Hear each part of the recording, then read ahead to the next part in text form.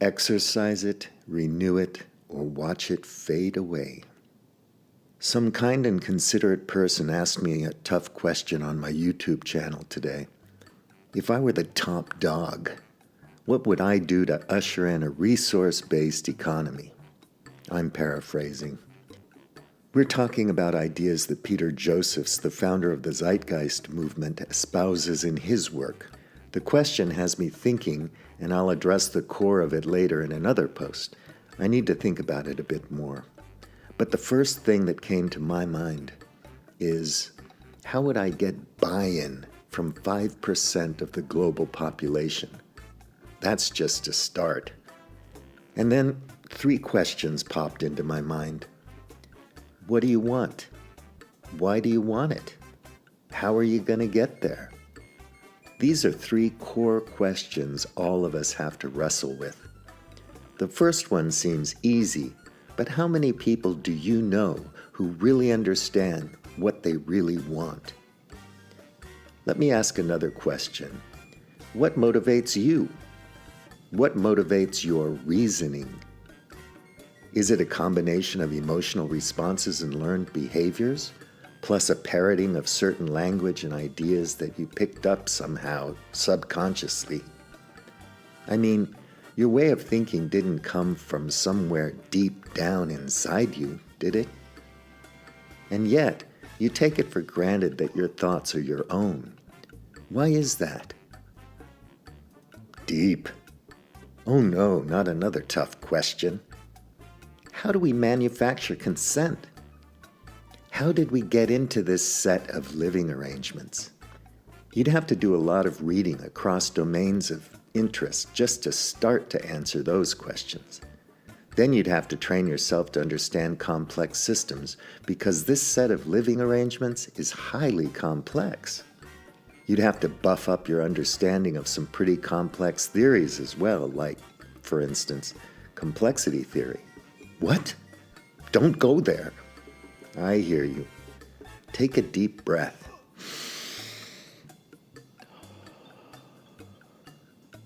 That was good.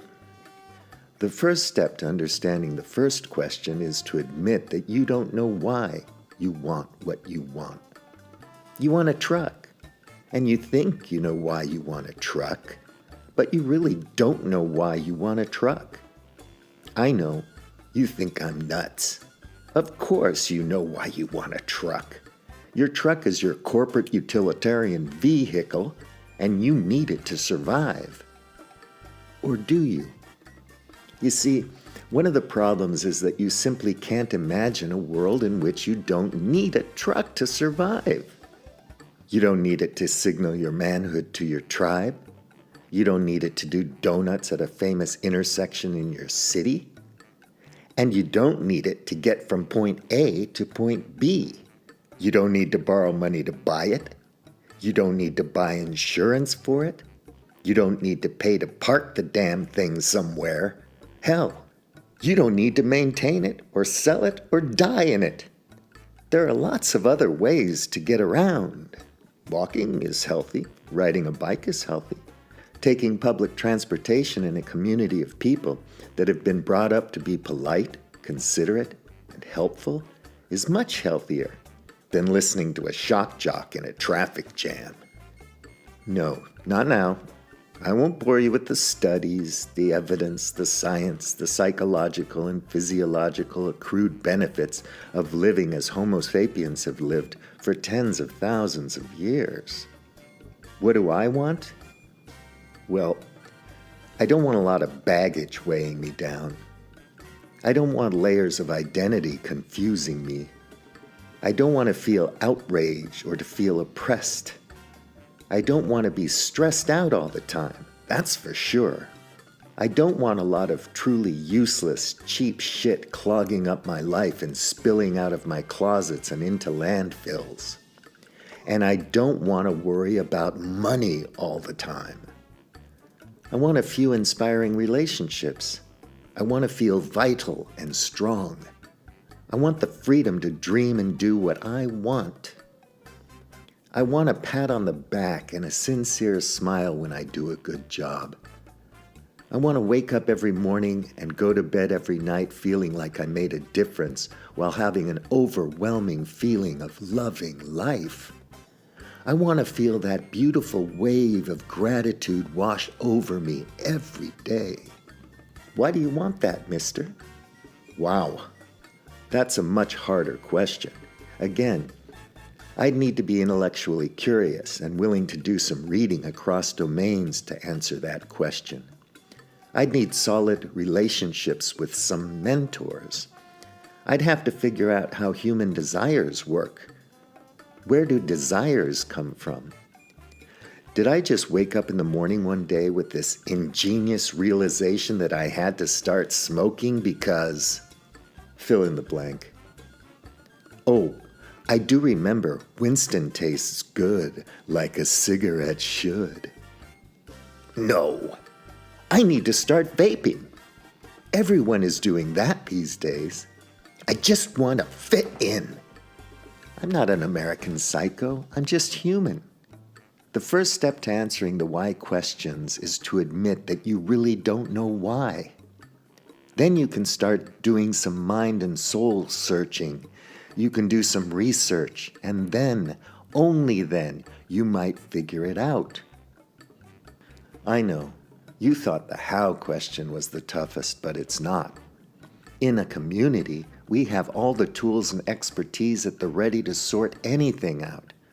That's a plain and simple fact. You are not just an individual. Your body, mind, and life are all about community. If you didn't have a hell of a lot of gut bacteria living inside your intestines, you'd be dead in a split second of a heartbeat.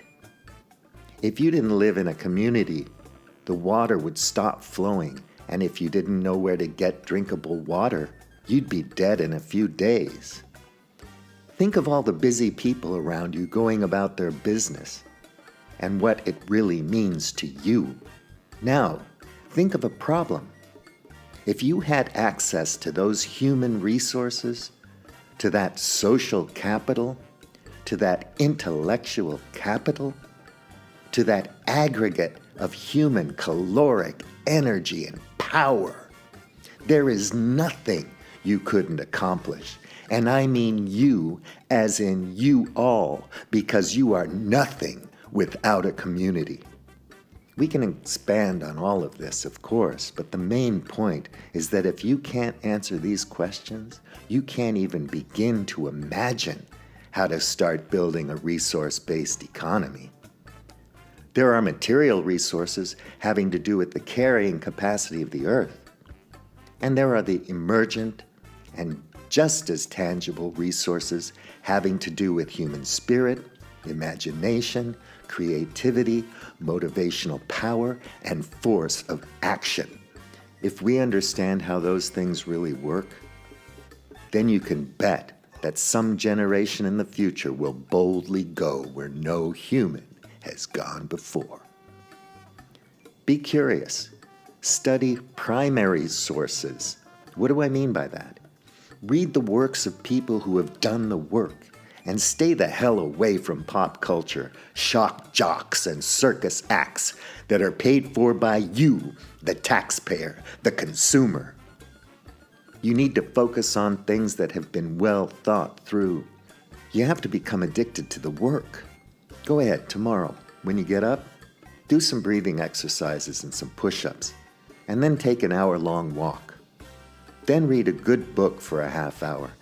Take a cold shower, have a cup of coffee, and get busy. Eat your first meal of the day at 1 o'clock in the afternoon.